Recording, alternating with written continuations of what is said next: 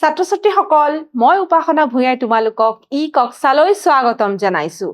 আজি আমি নৱম শ্ৰেণীৰ বিজ্ঞানৰ নৱমটি অধ্যায় বল আৰু গতি বিষয়ক সূত্ৰসমূহৰ ষষ্ঠটি অংশ আলোচনা কৰিবলৈ লৈছো। এই অংশটিত আমি ভৰবেগৰ সংৰক্ষণৰ ধাৰণাটো ল'বলৈ চেষ্টা কৰিম। ছাত্ৰ-ছাত্ৰীসকল আমি ইতিমধ্যে নিউটনৰ গতি বিষয়ক দ্বিতীয় সূত্ৰটো যেতিয়া আলোচনা কৰিছিলো তাতে আমি ভৰবেগৰ যিটো ধাৰণা হেতু পাইছিলো। হয়, গাণিতিকভাৱে ভৰবেগক আমি এটা গতিশীল বস্তুৰ ভৰ আৰু তাৰ বেগৰ যিটো পূৰণফল সেয়াই ভৰবেগ বুলি আমি ইতিমধ্যে পাই আহিছো। এতিয়া ভৰবেগৰ সংৰক্ষণ মানেনো কি বা ইনো কি বুজাবলৈ বিচাৰিছে তাৰ বিষয়ে আমি এতিয়া আলোচনা কৰিব লাগিব। তাকে জানিবলৈ ইয়াতে আমাক দিয়া হৈছে যে ভৰবেগৰ সংৰক্ষণ বুলি দিয়া হৈছে। ইনো আমাক কি বুজায়? ইয়াত দিয়া হৈছে যে যিকোনো বাহ্যিক অসন্তুলিত বলে ক্ৰিয়া নকৰা পৰ্যন্ত দুটা বস্তুৰ যিটো সংঘাতৰ আগৰ মুঠ ভৰবেগ আৰু সংঘাতৰ পাছৰ মুঠ ভৰবেগ সমান হৈ থাকে বা একে হৈ থাকে, অৰ্থাৎ কোনো ধৰণৰ ভৰবেগৰ পৰিৱৰ্তন নঘটে। আৰু ইয়াকে ভৰবেগৰ সংৰক্ষণৰ সূত্ৰ বুলি জনা যায়। ইয়াকে কি বুলি জনা যায়? যে ভৰবেগৰ সংৰক্ষণৰ সূত্ৰ বুলি জনা যায়। আৰু এই গুৰুত্বপূৰ্ণ সূত্ৰটো আকৌ এনেধৰণে তোমালোকক হাইলাইট কৰি দিয়া হৈছে যে সংঘাতৰ পূৰ্বে মুঠ ভৰবেগ, তাৰমানে সংঘাতৰ আগত যিটো মুঠ ভৰবেগ আছিলে সেই ভৰবেগটো কাৰ সমান হয়? যে সংঘাতৰ পাছৰ মুঠ ভৰবেগৰ সমান হয়। ছাত্ৰ-ছাত্ৰীসকল এতিয়া আমি এই যে সংঘাতৰ আগৰ মুঠ ভৰবেগ আৰু সংঘাতৰ পাছৰ মুঠ ভৰবেগ এই দুটা যে সমমানৰ বা সমান হয় তাকে আমি প্ৰমাণ কৰি চাব লাগিব। তাৰ কাৰণে আমি ধৰি লওঁ যে আমাক দুটা বল দিয়া হৈছে। এই বল দুটাৰ নাম দিয়া হৈছে যে এটা বল হৈছে A আৰু আনটো বল হৈছে B। এই দুটা বল আমাক দিয়া হৈছে। এই বল দুটাৰ ভৰ দিয়া হৈছে। ধৰি লৈছো A বলটোৰ ভৰ MA, ইয়াত দেখুওৱা হৈছে MA, আৰু এই B বলটোৰ ভৰ MB। তাৰ পাছতে আকৌ আমি জানিব লাগিব যে A আৰু B দুটা বল, এই দুটা বলে গতি কৰিছে। যেতিয়া গতি কৰিবলৈ আৰম্ভ কৰিছে এই দুটা বলৰ সংঘাতৰ আগত তাহাঁতৰ বেগ বিলাক আছিলে A বলটোৰ বেগ আছিলে UA আৰু ধৰি লৈছো যে B বলটোৰ বেগ আছিলে UB। এতিয়া এই চিত্ৰৰ সহায়ত তোমালোকৰ এই নীলা নীলা কিছুমান বল দেখুওৱা হৈছে। দেখিছানে? এইটো প্ৰথমটো MA বুলি লিখা হৈছে, গতিকে এইটো হৈছে A বল আৰু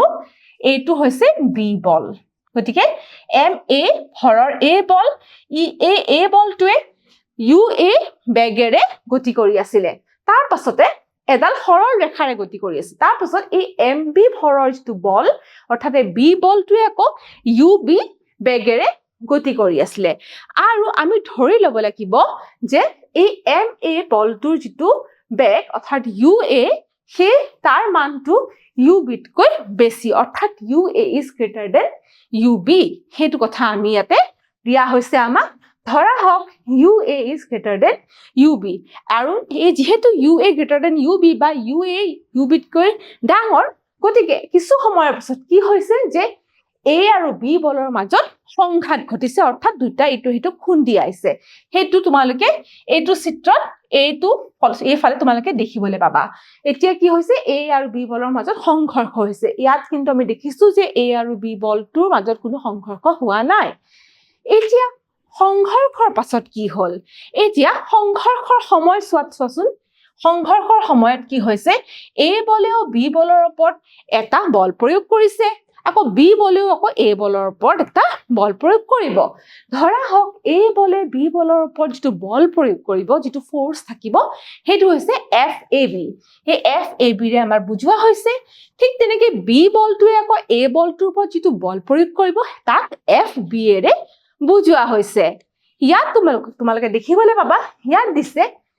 ইটোৰ সিটো খুন্দা মাৰে আৰু টি সময়ৰ বাবে সংঘটিত সংঘাতটো কি হয়? যেতিয়া ইটোৱে সিটোক অৰ্থাৎ A বলটোৱে B বলটোৰ লগত যেতিয়া বা দুইটা বলে ইটোৱে সিটোৰ লগত যেতিয়া খুন্দা মাৰে তেতিয়া টি সময়ৰ বাবে সংঘাতটো হয়।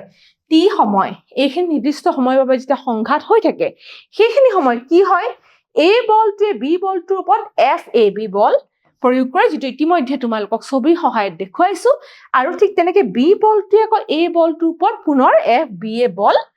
প্ৰয়োগ কৰে এইখিনি তোমালোকক পুনৰ এবাৰ মই ছবিৰ জৰিয়তে দেখাই দিছো এটো এফ এ বি আৰু এটো এফ বি এ তাৰ পাছত সংঘাতৰ পিছত পুনৰ এই দুটা বলৰ কি হয় আকৌ এই দুটা বলে এটা নতুন বেগ লয় সেই নতুন বেগেৰে গতি কৰে সেই দুটা বেগ হৈছে আমি ধৰি লৈছো যে এই যেটো এ বল যাৰ ভৰ এম এ আছিলে তাৰ বেগ হৈছে ভি এ আৰু এই বি বলটোৰ যাৰ ভৰ আছিলে এম বি সেই বলটোৰ বেগ হৈছে ভি বি তাকে আমি ইয়াত আমি চাইছো আৰু আমি আলোচনা কৰিব লাগিব তোমালোকে চোৱাচোন সংঘাতৰ পিছৰ কথা কৈছে ইতিমধ্যে তোমাক জনাইছো সংঘাতৰ পিছত যেটো আকৌ বেগ ললে তাহাতি এ বলৰ বেগ হৈছে ভি এ আৰু বি বলৰ বেগটো হৈছে ভি বি বুলি আমি ধৰি লৈছো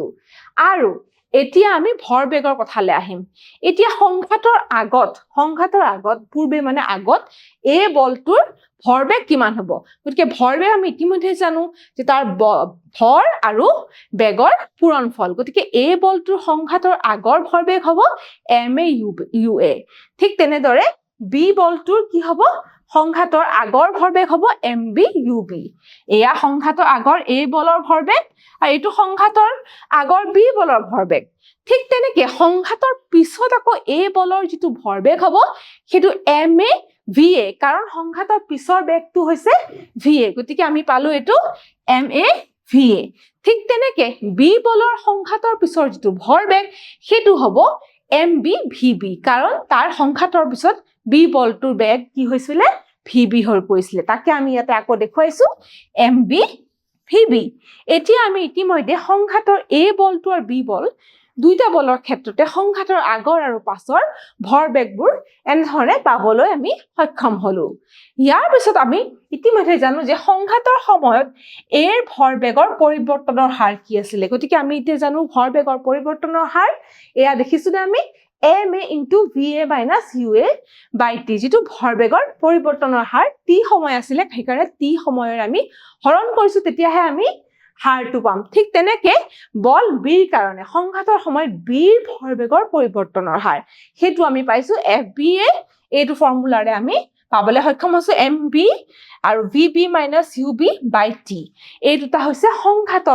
সংঘাতৰ সময়ত এ ভৰবেগৰ পৰিৱৰ্তনৰ হাৰ আকৌ তাৰপিছত এইটো বিৰ ভৰবেগৰ পৰিৱৰ্তনৰ হাৰ এই দুটা আমি ইয়াৰ এফ এ বি আৰু এফ বি এ এই দুটাৰ মানটো আমি ইয়াতে এনেধৰণে পাবলৈ সক্ষম হলো এতিয়া ছাত্ৰ-ছাত্ৰীসকল আমি যেটো গতি বিষয়ৰ তৃতীয় সূত্ৰৰ মতে আমি পাইছিলো গতি বিষয়ৰ তৃতীয় সূত্ৰৰ মতে আমি জানো যে কি এটা ক্ৰিয়াৰ প্ৰতিক্ৰিয়া থাকে আৰু সেই প্ৰতিক্ৰিয়াটো কি হয় সমমানৰ হয় কিন্তু বিপৰীত দিশত হয় সেই কাৰণে এফ এ বি আৰু এফ বি এ সমমানৰ হ'ব কিন্তু তাহাতে কি হ'ব বিপৰীত দিশত হোৱাৰ কাৰণে আমি কি লিখিব লাগিব যে F A B equals to minus F B A আৰু এই ঋণাত্মক চিহ্নে কি হৈছে বিপৰীত দিশটোকে বুজায় তাকে আমাক ইয়াত দিয়া হৈছে এফ এ বি সমান কি এফ মাইনাস এফ বি এ তাকে দেখুওৱা হৈছে এতিয়া এফ এ বি আৰু এফ বি এৰ মানটো আমি ইতিমধ্যে আগৰ এফ এ বি হৈছে ভৰবেগৰ পৰিৱৰ্তনৰ হাৰ এ বলৰ কাৰণে হে আমি ইতিমধ্যে পাইছিলো হে আমি ইয়াৰ পৰা আমি এটো মান আৰু এই দুটা এটো মান এফ এ বি আৰু এফ এ বি এৰ মান দুটা যে আমি বহুৱাই দিম আমি দুইটা পক্ষতে টি থকাৰ কাৰণে ডিনোমিনেটৰ টি থকাৰ কাৰণে টি কেনসেল হৈ আমি এনে ধৰণৰ এটা ইকুৱেশন বা সমীকৰণ পাবলৈ সক্ষম হম এই সমীকৰণটো তোমাকে মন কৰাচোন ইয়াত কি দিয়া হৈছে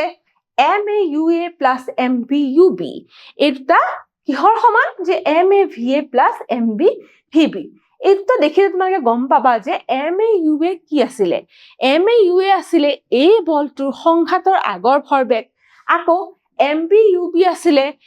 বি বলটোৰ সংঘাতৰ আগৰ ভৰবেগ আৰু এই দুটা যোগ কৰিলে আমি পাম কি সংঘাতৰ আগৰ মুঠ ভৰবেগ ঠিক তেনেদৰে এইফালে তোমালোকে চোৱাচোন এম এ ভি এ আছিলে সংঘাতৰ পাছৰ এই বলটোৰ ভৰবেগ আৰু এম বি ভি বি হ'ব এই বি বলটোৰ সংঘাতৰ পাছৰ ভৰবেগ দুইটা যোগ কৰিলে আমি সংঘাতৰ পাছৰ মুঠ ভৰবেগ পালো এতিয়া আমি ইয়াত এই ইকুৱেশনটোৰ দ্বাৰা আমি কি পাবলৈ সক্ষম হলো যে আমি যিটো কথা পাইছিলো যিটো সূত্ৰ পাইছিলো যে ভৰবেগৰ সংৰক্ষণৰ সূত্ৰ অৰ্থাৎ সংঘাতৰ আগৰ মুঠ ভৰবেগ আৰু সংঘাতৰ পাছৰ মুঠ ভৰবেগ একেবাৰে সমান হ'ব সেয়া আমি এনেধৰণে প্ৰমাণ কৰিবলৈ সক্ষম হলো আৰু আমি এটো প্ৰমাণ কৰি সত্য বুলি ইয়াতে পালো এতিয়া ছাত্ৰ-ছাত্ৰীসকল এই ভৰবেগৰ সংৰক্ষণৰ সূত্ৰটো আমি পালো এতিয়া কিছুমান উদাহৰণ আমি কৰিবলৈ চেষ্টা কৰো আহাচোন তোমালোকৰ পাঠ্যপুথিৰ উদাহৰণ এটো উদাহৰণ 9.6 এই উদাহৰণটো আমি কৰিবলৈ চেষ্টা কৰো আহা ইয়াত আমাক কি দিছে যে 2 কেজি ভৰৰ পিস্তল এটাৰ পৰা 20 গ্ৰাম ভৰৰ গুলি এটাটো গুলি হ'ব লাগিছিল গুলি এটা 150 মিটাৰ প্ৰতি সেকেন্ড বেগেৰে অনুভূমিক দিশত মৰা হল গতিকে পিস্তলটোৰ যেটো ভৰ 2 কেজি আৰু গুলিটোৰ ভৰ 20 গ্ৰাম বুলি দিয়া হৈছে আৰু 150 মিটাৰ প্ৰতি সেকেন্ড ইয়াৰ বেগ বুলি দিয়া হৈছে এটা পিস্তলটোৰ প্ৰতিক্ষেপ বেগ কিমান গুলিটোৰ বেগ দিয়া হৈছে আমাক পিস্তলটোৰ প্ৰতিক্ষেপ বেগটো আমাক সুধিছে আমি এতিয়া ইয়াত কি দিয়া আছে তাৰ সেইখিনিৰ সহায়ত আমি এতিয়া সমাধানটো কৰিব লাগিব ইতিমধ্যে আমাক দিয়া আছে গুলিটোৰ ভৰ দিয়া আছে আৰু পিস্তলটোৰ ভৰ দিয়া আছে গুলিটোৰ ভৰ গ্ৰামত দিয়া হৈছে তাক আমি 1000 ৰে হৰণ কৰিছো তাৰ ফলত 0.02 কেজি বুলি পাবলৈ সক্ষম হবা তোমালোকে আৰু পিস্তলৰ ভৰ কেজিতে দিয়া হৈছে ইতিমধ্যে 2 কেজি বুলি দিয়া আছে এতিয়া গুলি U1 আৰু পিস্তলৰ U2 প্ৰাৰম্ভিক বেগ বুলি ধৰা হৈছে কাৰণ প্ৰথমতে প্ৰাৰম্ভিক অৱস্থাত গুলিটো আৰু পিস্তলটো কি হৈছে স্থিতিশীল অৱস্থাত আছিল সেই কাৰণে দুইটাৰে প্ৰাৰম্ভিক বেগ গিটা U1 আৰু U2 শূন্য বুলি দিছে আৰু গুলিটোৰ অন্তিম বেগ যেতিয়া গুলিটো মাৰা হল বন্দুকটোৰ পৰা ওলাই গল গুলিটোৰ অন্তিম বেগ 150 মিটাৰ প্ৰতি সেকেন্ড গতিকে V1 আমাক 150 মিটাৰ প্ৰতি সেকেন্ড বুলি দিছে আৰু গুলিৰ গতিৰ দিশত বাওঁফালৰ পৰা সোঁফাললৈ বুলি ধৰা হৈছে গলিকে গুলিৰ গতিৰ দিশটো ইয়াতে দিয়া হৈছে আৰু ধৰা হওক পিস্তলৰ প্ৰতিক্ষেপ বেগ v বুলি দিয়া আছে এতিয়া আমাৰ পিস্তলৰ প্ৰতিক্ষেপ বেগ আমাক উলিয়াবলৈ আছে v ইকুৱেলছ টু আমাক কোৱেশ্চন মাৰ্ক আমি নিৰ্ধাৰণ কৰিব লাগিব বা এতিয়া আমি উলিয়াব লাগিব ইতিমধ্যে তোমালোকে চোৱা গুলি মৰাৰ পূৰ্বে পিস্তলটো স্থিতিশীল অৱস্থাত পিস্তল আৰু গুলিৰ মুঠ ভৰবেগ কিমান হ'ব গুলি মৰাৰ আগতে পিস্তলটো আৰু গুলিটো স্থিতিশীল অৱস্থাত আছিল এই গুলি মৰাৰ আগত তবে যেটো আগৰ ক্ষেত্ৰটোত আমাৰ মুঠ ভৰবেগটো কিমান হ'ব মুঠ ভৰবেগ জানিবলৈ হলে আমি জানো আমি ভৰ দুটা পাইছো আমি বন্দুক পিস্তলটোৰ ভৰ আৰু যেটো গুলিটোৰ ভৰ আমি ইতিমধ্যে পাইছো 2 কেজি আৰু 0.02 কেজি দুটা যোগ কৰি যেটো তাৰ দুটাৰ বেগ আছিল হেতু হৈছে U1 U2 0 তাৰে আমি পূৰণ কৰিলে আমি কি পাবলৈ সক্ষম হৈছো 0 কেজি মিটাৰ প্ৰতি সেকেন্ড এয়া আমি পাবলৈ সক্ষম হৈছো এটো কি যে এটো গুলি মৰাৰ পূৰ্বে ইহতৰ মুঠ ভৰবেগ এটা গুলি মৰাৰ পাছত মুঠ ভৰবেগ কি হ'ব গুলি মৰাৰ পাছত মুঠ ভৰবেগ চোৱা যে গুলিটোৰ ভৰ হ'ব 0.02 কেজি আৰু গুলিটোৰ যেটো বেগ আছিল হেতু হৈছে 150 মিটাৰ প্ৰতি সেকেন্ড আৰু তাৰ লগত যোগ হ'ব যেটো পিস্তলৰ ভৰ আৰু তাৰ প্ৰতিক্ষেপ বেগ হেতু হৈছে 2 কেজি ইনটু v যেটো v বুলি আমি ধৰি লৈছিলো ইয়াকে যেতিয়া আমি সমাধান কৰিবলৈ চেষ্টা কৰো বা সৰল কৰো আমি এফালে পাবলৈ সক্ষম হ'ম 3 + 2v কেজি মিটাৰ প্ৰতি সেকেন্ড এতিয়া ভৰবেগৰ সংৰক্ষণৰ সূত্ৰ অনুসৰি কি হ'ব ইহত দুটা একেবাৰে a2 আৰু a2 একেবাৰে সমান হ'ব বুলি কৈছে এতিয়া ভৰবেগৰ সূত্ৰ অনুসৰি যদি ইহত দুটা সমান হয় গৰে 3 + 2v = 0 আমি পাবলৈ সক্ষম হ'ম আৰু ইয়াৰ পৰা আমি যেটো v বা প্ৰতিক্ষেপ বেগ হে আমি পাবলৈ সক্ষম হ'ম -3/2 বুলি অৰ্থাৎ -3/2 কৰিলে -1.5 মিটাৰ প্ৰতি সেকেন্ড আমি পাবলৈ সক্ষম হ'ম আৰু ইয়াত তোমালোকে মাইনাস চিহ্নটো দেখিছা নে ঋণাত্মক চিহ্নটো দেখিছা এই ঋণাত্মক চিহ্নটোৱে কি বুজায় এই ঋণাত্মক চিহ্নটোৱে বুজায় যে যেটো প্ৰতিক্ষেপ বেগ কিন্তু গুলিৰ দিশৰ বিপৰীত দিশত হৈছে ইয়াত তাকে কৈছে ঋণাত্মক চিহ্নে বুজায় যে পিস্তলৰ প্ৰতিক্ষেপ বেগ এই যেটো পিস্তলৰ যেটো প্ৰতিক্ষেপ বেগ আমি এটা উলিয়ালো v = -1.5 মিটাৰ প্ৰতি সেকেন্ড গুলিৰ বিপৰীত দিশত অৰ্থাৎ সোঁফালৰ পৰা আকৌ বাওঁফাললৈ যাব সোঁফালৰ পৰা বাওঁফাললৈ গতিকে এনে ধৰণে আমি ইয়াৰ সমাধান কৰিলো আমি ইয়াৰ উত্তৰ পাবলৈ সক্ষম হলো ইয়াৰ পিছত আমি আন এটা উদাহৰণ কৰিবলৈ চেষ্টা কৰো এই উদাহৰণটো তোমালোকক উদাহৰণ 9.7 দিয়া হৈছে এই উদাহৰণটোৰ ক্ষেত্ৰত তোমালোকক ইয়াত দিয়া হৈছে 40 কেজি ভৰৰ ছোৱালী এজনীৰ কথা কৈছে ছোৱালী এজনীৰ ভৰ দিছে 40 কেজি ভৰৰ ছোৱালী এজনীয়ে ইয়াত চিত্ৰত তোমালোকক ছোৱালী এজনী দেখুওৱা হৈছে ছোৱালীজনী তোমালোকে মন কৰিবা তাই ভৰ হৈছে 40 কেজি এতিয়া অনুভূমিক দিশত 5 মিটাৰ 5 মিটাৰ প্ৰতি ছেকেণ্ড বেগেৰে ৰৈ থকা ঘৰ্ষণবিহীন চকাযুক্ত সৰু গাড়ী এখনত জঁপিয়াই উঠিল গতিকে ছোৱালীজনী ভৰ আছিলে 40 কেজি আৰু তাইৰ যিটো বেগ আছিলে হে আছে 5 মিটাৰ প্ৰতি ছেকেণ্ড সেইটো বেগেৰে কিন্তু তাই চকা থকা এখন কিছে সৰু গাড়ী ইয়াত তোমালোকে দেখিছানে এইখন চকা থকা সৰু গাড়ী এখন তোমালোকক দেখাইছে এই গাড়ীখন কিন্তু তাই জঁপিয়াই উঠিছে বুলি কৈছে আৰু এই গাড়ীখনৰ ভৰ দিছে 3 কেজি বুলি এই সৰু গাড়ীখনৰ ভৰ দিছে 3 কেজি এতিয়া গাড়ীখনে গতি আৰম্ভ কৰাৰ মুহূৰ্তত ছোৱালীজনী বেগ কিমান হ'ব এতিয়া ইতিমধ্যে ছোৱালীজনী গতিশীল হৈ আছিল আৰু যেতিয়া এই সৰু চকা থকা গাড়ীখনত যেতিয়া তাই উঠি পৰিলে তাৰ পাছত গাড়ীখনে গতি ললে তেতিয়া ছোৱালীজনী বেগ কিমান হ'ব বুলি সুধিছে অনুভূমিক দিশত কোনো বাহ্যিক অসন্তুলিত বল নাই বুলি ধৰিবলৈ কৈছে এটো ধৰা হল আৰু ছোৱালীজনীৰ বেগ কিমান হ'ব আমাক সুধিছে এতিয়া আমি ইয়াত যি বস্তু আমাক দিয়া আছে সেইখিনি তথ্যৰে আমি ইয়াৰ উত্তৰটো সমাধান কৰিবলৈ চেষ্টা কৰো ইয়াত আমাক দিছে যে ধৰা হওক গাড়ীখনে গতি আৰম্ভ কৰাৰ মুহূৰ্তত গাড়ীত ছোৱালীজনীৰ বেগ আছিলে ভি বুলি আমি ধৰি লৈছো যিটো আমাক সুধিছে ভি বুলি ধৰি লৈছো আৰু ভি আমাক উলিয়াবলৈ দিছে ভিটো আমাক নিৰ্ণয় কৰিব লাগিব ছোৱালীজনী গাড়ীত উঠাৰ আগত ছোৱালীৰ আৰু গাড়ীৰ মুঠ ভৰবেগ গাড়ীত উঠাৰ আগতে মুঠ ভৰবেগ কি হ'ব ছোৱালীজনীৰ ভৰ আছিলে 40 কেজি ইয়াত দিয়া হৈছে লগতে তাইৰ যিটো বেগ আছিলে 5 মিটাৰ প্ৰতি ছেকেণ্ড এই দুটা পূৰণ কৰিব লাগিব যোগ কৰিছো কি মুঠ ভৰবেগ উলিয়াব দিছে এতিয়া আমি কি কৰিব লাগিব সেই সৰু চকা থকা গাড়ীখনৰ যিটো ভৰবেগ সেইটো উলিয়াব লাগিব সেই চকা থকা গাড়ীখনৰ আকৌ যিটো ভৰ আছিলে সেইটো 3 কেজি আৰু সেই গাড়ীখন আকৌ প্ৰথমতে ৰৈ আছিলে স্থিতিশীল অৱস্থাত আছিলে গতিকে তাৰ প্ৰাৰম্ভিক বেগটো 0 মিটাৰ প্ৰতি ছেকেণ্ড গতিকে এইখিনি কৰাৰ লগে লগে এইটো আমাৰ এই অংশটো আমাৰ যেহেতু শূন্য হৈ যাব আৰু 40 × 5 কৰিলে 200 কেজি মিটাৰ প্ৰতি ছেকেণ্ড আমি পাবলৈ সক্ষম হ'ম গতিকে এয়া আমাৰ মুঠ আমাৰ ভৰবেগ তাৰ পাছৰ পৰ্যায়ত কি হ'ল ছোৱালীজনী গাড়ীত জঁপিয়াই উঠি পৰিলে এতিয়া কি হ'ব ছোৱালীজনী গাড়ীত উঠাৰ পাছৰ মুঠ ভৰবেগ কিমান হ'ব এতিয়া ছোৱালীজনীৰ ভৰটো আৰু গাড়ীখনৰ ভৰটো যোগ কৰিব লাগিব ছোৱালীজনীৰ ভৰ যেটো 40 কেজি আৰু গাড়ীখনৰ ভৰ 3 কেজি সেই দুটা আকৌ কি হ'ব ছোৱালীজনীৰ পিছৰ যেটো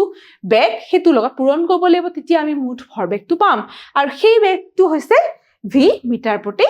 ছেকেণ্ড এনে ধৰণে কৰাৰ লগে লগে আমি এটো ৰাখি পাবলৈ সক্ষম হ'ম 43 ভি কেজি মিটাৰ প্ৰতি ছেকেণ্ড এতিয়া যেটো আমাৰ ভৰবেগৰ সংৰক্ষণৰ সূত্ৰ সেইমতে আমি কি দেখিবলৈ পাওঁ যে আমি ইতিমধ্যে দেখিবলৈ পাইছো যে এইটো যেটো ৰাখি আমি এইটো যেটো পাইছো সংখ্যা এইটো 200 কেজি মিটাৰ প্ৰতি ছেকেণ্ড গাড়ীৰ উঠাৰ আগতে ছোৱালীজনী গাড়ীখনত উঠাৰ আগতে যেটো মুঠ ভৰবেগ সেইটো ছোৱালীজনী গাড়ীত উঠাৰ পাছৰ মুঠ ভৰবেগৰ সমান হ'ব গতিকে এয়া আৰু এই দুটা একেবাৰে সমান হ'ব তাকে আমাক দেখুৱা হৈছে 43v = 200 আৰু হেয়া আমি যেতিয়া সৰল কৰিম তেতিয়া আমি 4.65 মিটাৰ প্ৰতি ছেকেণ্ড যেটো বেগ আমি পাবলৈ সক্ষম হ'ম অৰ্থাৎ ছোৱালীজনীয়ে গাড়ীখনৰ উঠাৰ পিছত যেটো তাই বেগ হ'ব হেয়া হৈছে 4.65 মিটাৰ প্ৰতি ছেকেণ্ড ছোৱালীজনীয়ে গাড়ীত উঠাৰ পিছত 4.65 মিটাৰ প্ৰতি ছেকেণ্ড বেগেৰে জঁপিওৱাৰ দিশত গতি কৰিব অৰ্থাৎ ইয়াত 4.65 ৰ আগত পজিটিভ বা ধনাত্মক চিহ্নটো আছে গতিকে তাই গাড়ীখনৰ তাই যিটো দিশত জঁপিয়াইছিলে গাড়ীখনৰ ওপৰত সেইটো দিশতে তাই গতি কৰিব বুলি আমি জানিব পাৰিলো ইয়াৰ পৰা ছাত্ৰ-ছাত্ৰীসকল এতিয়া আমি আন এটা উদাহৰণ বা তৃতীয়টো উদাহৰণলৈ যাওঁ এইটো উদাহৰণ আমাক কি সুধিছে আমি চাওঁ আহাচোন উদাহৰণ 9.8 তোমালোকৰ পাঠ্যপুথিতে এনে ধৰণে দিয়া আছে 9.8 বুলি দিয়া আছে ইয়াত আমাক কি কৈছে আমি চাওঁ আহাচোন বিপৰীত দলৰ দুজন হকি খেলুৱৈৰ খেলপথাৰত কথা কৈছে গতিকে এতিয়া এখন হকি খেল চলি আছে তোমালোকে মন কৰিবা আৰু এতিয়া দুটা দলৰ মাজৰ দুজন হকি খেলুৱৈৰ কথা মনলৈ আনিবলৈ চেষ্টা কৰিবা এতিয়া বিপৰীত দলৰ দুজন হকি খেলুৱৈ ইহঁত দুজনে কি হৈছে খেলপথাৰত বলটো অৰ্থাৎ হকি বলটো মাৰিবলৈ যাওঁতে কি হ'ল দুজনে কি হ'ল খুন্দা খায় ইজনে সিজনত খুন্দা খুন্দা খায় এজনে আনজনৰ সৈতে মুহূৰ্ততে সাঙুৰ খালে এজনৰ ভৰ 60 কেজি বা 60 কেজি গতিকে দুজন খেলুৱৈ প্ৰথমজনৰ এটা ভৰৰ কথা কৈছে হেয়া হৈছে 60 কেজি আৰু তেখেতে যেহেতু দৌৰি আছিলে খেলপথাৰত আছিলে তেখেতৰ বেগ আছিলে 5 মিটাৰ প্ৰতি সেকেন্ড আৰু আনজন খেলুৱৈৰ বেগ ভৰৰ কথাও দিয়া হৈছে আনজন খেলুৱৈৰ ভৰ হৈছে আকৌ 55 কেজি আৰু তেখেতৰ বেগ হৈছে 6 মিটাৰ প্ৰতি সেকেন্ড গতিকে দুজন খেলুৱৈৰ আমি ভৰ পালো আৰু দুজন খেলুৱৈৰ যেটো বেগ আমি হেতু পাবলৈ ইয়াতে জানিবলৈ সক্ষম হলো এতিয়া হাঙুৰ খোৱাৰ পিছত যেহেতু দুজনে খুন্দা খালে তাকে হাঙুৰ খালে এতিয়া হাঙুৰ খোৱাৰ পিছত কি হল হাঙুৰ খোৱাৰ পিছত তেওঁলোকে কোনো দিশে আৰু কিমান বেগেৰে গতি কৰিব এতিয়া হাঙুৰ খোৱাৰ পাছৰ পৰিস্থিতিটো কি হ'ব হাঙুৰ খোৱাৰ পিছত তেহাতে কোন দিশত যাব অৰ্থাৎ তাৰ দিশটো কি হ'ব ইজনে সিজনক খুন্দিয়াইছে আমি ধৰি লৈছো দুজনে বিপৰীত দিশৰ পৰা আহিছে গতিকে হাঙুৰ খোৱাৰ পাছত তাহাতি কোনটো দিশত আগবাঢ়িব আৰু কিমান বেগেৰে গতি কৰিব গতিকে গতি কোনটো দিশত যাব আৰু কিমান বেগেৰে গতি কৰিব তাকে আমাক নিৰ্ধাৰণ কৰিবলৈ দিছে খেলুৱৈ দুজনৰ ভৰি আৰু মাটিৰ মাজত ঘৰ্ষণ বল নগণ্য বুলি ধৰিবা বুলি কৈছে এই ঘৰ্ষণ বলটো আমাক নগণ্য বুলি ধৰিবলৈ ইতিমধ্যে প্ৰশ্নতে দি দিছে এতিয়া আমাক যিখিনি তথ্য ইয়াত দিছে এই প্ৰশ্নটো তাৰ পৰা আমি এতিয়া সেই খেলুৱৈ দুজনেনো সংঘৰ্ষৰ পিছত কিমান বেগেৰে আগবাঢ়িলে কোনটো দিশত আগবাঢ়িলে আমি হেতু সমাধান কৰিব লাগিব এতিয়া সমাধান কিছুমান কথা ধৰি ল'বলৈ দিছে যে ধৰা হওক প্ৰথমজন খেলুৱৈয়ে বাওঁফালৰ পৰা সোঁফাললৈ গতি কৰি আছিল গতিকে প্ৰথমজনে কি কৰিছিল বাওঁফালৰ পৰা সোঁফাললৈ গতি কৰি আছিল প্ৰথা অনুসৰি বাওঁফালৰ পৰা সোঁফাললৈ ধনাত্মক আৰু সোঁফালৰ পৰা বাওঁফাললৈ ঋণাত্মক গতিকে বাওঁফালৰ পৰা সোঁফাললৈ গলে আমি ধনাত্মক বুলি ধৰি লওঁ আৰু সোঁফালৰ পৰা বাওঁফাললৈ গলে কি ঋণাত্মক বুলি আমি ধৰি লবলৈ আমাক এই প্ৰশ্নটোতে কৈছে খেলুৱৈ দুজনৰ ভৰ আৰু প্ৰাৰম্ভিক বেগ m আৰু u প্ৰতীকেৰে বুজোৱা হওক গতিকে প্ৰাৰম্ভিক বেগ বিলাক কি বুলি দিছে বেগ আৰু প্ৰাৰম্ভিক বেগ আৰু ভৰ m আৰু u প্ৰতীকেৰে বুজাবলৈ দিছে m আৰু u প্ৰতীকেৰে বুজোৱা হওক আৰু এই ৰাশি দুটাত উপস্থিত থকা নিম্ন ক্ষুদ্ৰাক্ষ 1 আৰু 2 এ হকি খেলুৱৈ দুজনক চিহ্নিত কৰিছে অৰ্থাৎ আমি যদি m1 বুলি কওঁ তেতিয়াহলে আমি বুজিব লাগিব যে প্ৰথমজন হকি খেলুৱৈৰ ভৰ আৰু m2 বুলি ক'লে দ্বিতীয়জন হকি খেলুৱৈৰ ভৰ এন ধৰণে আমি বুজিব লাগিব এতিয়া প্ৰথমজন খেলুৱৈৰ ক্ষেত্ৰত কি হৈছিলে আমি ধৰি লৈছো প্ৰথমজন খেলুৱৈৰ যেটো ভৰ m1 যেটো 60 কেজি আৰু u1 তেওঁৰ যেটো বেগ আছিল হেয়া হৈছে 5 মিটাৰ প্ৰতি সেকেন্ড আৰু দ্বিতীয় খেলুৱৈজন তেখেতৰ ভৰ m2 ৰে বুজোৱা হৈছে তেওঁৰ ভৰ আছিল 55 কেজি আৰু তেখেতৰ বেগ আছিল -6 মিটাৰ প্ৰতি সেকেন্ড এতিয়া ছাত্ৰ ছাত্ৰীসকল আমি উলিয়াব লাগিব যে সংঘাতৰ আগত এই দুজন খেলুৱৈৰ মুঠ ভৰবেগ কিমান আছিল এতিয়া মুঠ ভৰবেগ উলিয়াবলৈ হলে আমি দুইজন খেলুৱৈৰে ভৰবেগটো যোগ কৰিব লাগিব আৰু ভৰবেগ আমি উলিয়াব পাৰিম নিশ্চয় কাৰণ আমাক ইয়াতে দুইজন খেলুৱৈৰে কি দিয়া হৈছে ভৰো দিয়া হৈছে আৰু বেগও দিয়া হৈছে গতিকে 60 কেজি * 5 মিটাৰ প্ৰতি সেকেন্ড এয়া কৰিলে আমি প্ৰথম খেলুৱৈজনৰ কি পাম ভৰবেগ পাম হেয়া আমি পাবলৈ সক্ষম হম 300 কেজি মিটাৰ প্ৰতি সেকেন্ড আমি জানো এয়া পাম লগতে যেতিয়া আমি দ্বিতীয় খেলুৱৈজনৰ যেটো ভৰবেগ উলিয়াবলৈ চেষ্টা কৰিম ইয়াত দেখিছানে 55 কেজি যেটো দ্বিতীয় খেলুৱৈজনৰ ভৰ আৰু দ্বিতীয় খেলুৱৈজনৰ যেটো বেগ হেয়া পূৰণ কৰি দিছে তেতিয়া আমি এয়া কৰিলে আমি কি পাবলৈ সক্ষম হম 330 কেজি মিটাৰ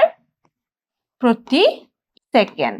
-330 কেজি মিটাৰ প্ৰতি সেকেন্ড এইটো পুনৰ সৰল কৰিলে আমি -30 কেজি মিটাৰ প্ৰতি সেকেন্ড পাবলৈ সক্ষম হম গতিকে এইটো হৈছে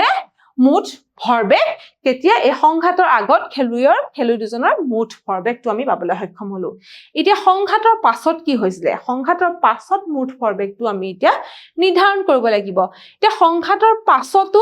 এই দুজন খেলুৱৈৰ কি হৈছে ভৰগিটা একেই থাকিব অৰ্থাৎ m1 and m2 আৰু সংঘাতৰ পিছত যেটো বেগ হেতু আমাক v বুলি আমি ইতিমধ্যে ধৰি লৈছো গতিকে m1 + m2 * v এটো ৰাখি আমি এনে ধৰণে আমি পাবলৈ সক্ষম হম এতিয়া ইয়াতে দিয়া হৈছে এনে ধৰণে দিয়া হৈছে দেখিছানে 60 প্লাস 55 কেজি এইটো হৈছে দুইজন খেলুৱৈৰ কি হৈছে ভৰ আৰু ভি হৈছে আমাৰ সংঘাতৰ পাছৰ যিটো বেগ সেয়া কৰিলে আমি 115 ভি কেজি মিটাৰ প্ৰতি সেকেন্ড বুলি পাবলৈ সক্ষম হ'ম এতিয়া সংঘাতৰ আগৰ মুঠ ভৰবেগ আৰু সংঘাতৰ পাছৰ মুঠ ভৰবেগ যেহেতু আমি পালো এতিয়া আমি ভৰবেগৰ সংৰক্ষণৰ সূত্ৰ অনুসৰি কি হ'ব সংঘাতৰ আগৰ মুঠ ভৰবেগ আৰু সংঘাতৰ পাছৰ মুঠ ভৰবেগ যেটো সমান হ'ব গতিকে তাৰ পৰা আমি পাবলৈ সক্ষম হ'ম ইতিমধ্যে আমি সংঘাতৰ আগৰ মুঠ ভৰবেগ পাইছো -30 কেজি মিটাৰ প্ৰতি সেকেন্ড আমি ইতিমধ্যে পাইছো -30 এয়া আমাৰ সংঘাতৰ আগৰ মুঠ ভৰবেগ সেয়া হ'ব আমাৰ সংঘাতৰ পাছৰ মুঠ ভৰবেগৰ একেবাৰে সমান গতিকে এয়া আমি কৰিলে কি পাম v এয়া পাবলৈ সক্ষম হৈছো -30/115 আমি এটো এনে ধৰণে পালো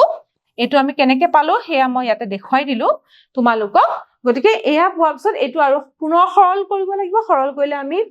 -0.26 মিটাৰ প্ৰতি সেকেন্ড যেটো আমি যেটো বেগ পাবলৈ সক্ষম হ'ম অৰ্থাৎ যেটো সংঘাতৰ পাছত যেটো বেগ আছিল সেই বেগটো হৈছে 0.26 মিটাৰ প্ৰতি সেকেন্ড আমাক প্ৰশ্নত সোধা হৈছিল যে সংঘাতৰ পিছত বা সাঙুৰ খোৱাৰ পাছত ইহতি কোনটো দিশত আগবাঢ়িব আৰু কিমান বেগেৰে আগবাঢ়িব এতিয়া সংঘাতৰ পাছত ইহতি 0.26 মিটাৰ প্ৰতি সেকেন্ড বেগেৰে আগবাঢ়িব সাঙুৰ খাই পৰা খেলুৱৈ দুজনে 0.26 মিটাৰ প্ৰতি সেকেন্ড বেগেৰে সোঁফালৰ পৰা বাওঁফাললৈ অৰ্থাৎ সংঘাতৰ পূৰ্বে দ্বিতীয় খেলুৱৈজনৰ গতিৰ দিশত গতি কৰিব দ্বিতীয় খেলুৱৈজনৰ গতিৰ দিশত অৰ্থাৎ সোঁফালৰ পৰা বাওঁফালে গতি কৰিব এই সোঁফালৰ পৰা বাওঁফালে গতি কৰিলে সেয়া কিহৰ কাৰণে হৈছে আমি ইতিমধ্যে প্ৰথমতে তোমালোকক কৈছো যে সোঁফালৰ পৰা বাওঁফাললৈ গতি কৰিলে হেতু মাইনাস চিহ্নৰে বুজায় আৰু যেহেতু আমি মাইনাস চিহ্ন ইতিমধ্যে উত্তৰত পাইছো দেখিছানে মাইনাস চিহ্ন পাইছো হে কাৰণে আমি ক'ব পাৰো যে সোঁফালৰ পৰা বাওঁফাললৈ অৰ্থাৎ কি কৰিব ইহতি দ্বিতীয় খেলুৱৈজনৰ গতিৰ দিশত গতি কৰিব আৰু কিমান বেগেৰে গতি কৰিব হেয়া হৈছে 0.26 মিটাৰ প্ৰতি সেকেন্ড বেগেৰে গতি কৰিব ছাত্ৰ-ছাত্ৰীসকল আজি আমি আমাৰ এই অংশটোত ভৰবেগৰ সংৰক্ষণৰ কথা আলোচনা কৰিলো আৰু আমি ইয়াৰ ভিত্তিতে বিভিন্ন উদাহৰণ কৰিবলৈ চেষ্টা কৰিলো এতিয়া আমি মূল্যায়নৰ প্ৰশ্ন কিছুমান কৰিবলৈ চেষ্টা কৰো আহাচোন প্ৰথম প্ৰশ্নটোত কি সুধিছে আমি চাওঁ আহাচোন ইয়াত সুধিছে এটা পৃথকীকৃত ব্যৱস্থা বা এটা সিস্টেম কেনে ধৰণৰ সিস্টেম য'ত কোনো বাহ্যিক বল নাথাকে তাৰ মুঠ ভৰবেগ সংৰক্ষিত হয় এটো একেবাৰে শুদ্ধ এনেকুৱা এটা সিস্টেমৰ কি হৈছে মুঠ ভৰবেগ সংৰক্ষিত হৈ থাকে গতিকে ইয়াৰ উত্তৰটো ক শুদ্ধ ইয়াৰ পিছৰ প্ৰশ্নটোত আমাক কি সুধিছে চাওঁ আহাচোন ইয়াত আমাক সুধিছে ভৰবেগৰ সংৰক্ষণৰ সূত্ৰ অনুসৰি সংঘাতৰ আগৰ মুঠ ভৰবেগ সমান সংঘাতৰ পিছৰ মুঠ ভৰবেগ সংঘাতৰ আগৰ মুঠ ভৰবেগ সংঘাতৰ পিছৰ মুঠ ভৰবেগতকৈ ডাঙৰ নে সংঘাতৰ আগৰ মুঠ ভৰবেগটো সংঘাতৰ পিছৰ মুঠ ভৰবেগতকৈ সৰু আৰু ইয়াৰ ওপৰৰ এটাও নহয় বুলি কৈছে আমি জানো যে ভৰবেগৰ সংৰক্ষণৰ সূত্ৰ অনুসৰি কি হৈছে সংঘাতৰ আগৰ মুঠ ভৰবেগটো সংঘাতৰ পিছৰ মুঠ ভৰবেগৰ সমান গতিকে ইয়াৰ শুদ্ধ উত্তৰ এইটোৱে হ'ব ছাত্ৰ-ছাত্ৰীসকল আজি আমি আমাৰ এই অংশটোত ভৰবেগৰ সংৰক্ষণৰ বিষয়ে ভৰবেগৰ সংৰক্ষণৰ সূত্ৰটোৰ কথা আমি আলোচনা কৰিলো লগতে ইয়াৰ ওপৰতে ভিত্তি কৰি কিছুমান উদাহৰণ কৰিলো আৰু শেষত মূল্যায়নৰ প্ৰশ্নও কৰিলো আজি আমাৰ এই অংশটো ইয়াতে সমাপ্ত হ'ল লগতে আমাৰ এই অধ্যায়টো আজি ইয়াতে শেষ হ'ল পৰৱৰ্তী ক্লাছত আমি আন কিছুমান কথা আলোচনা কৰিম নতুন অধ্যায় আৰম্ভ কৰিম আজিলৈ আহোঁ ধন্যবাদ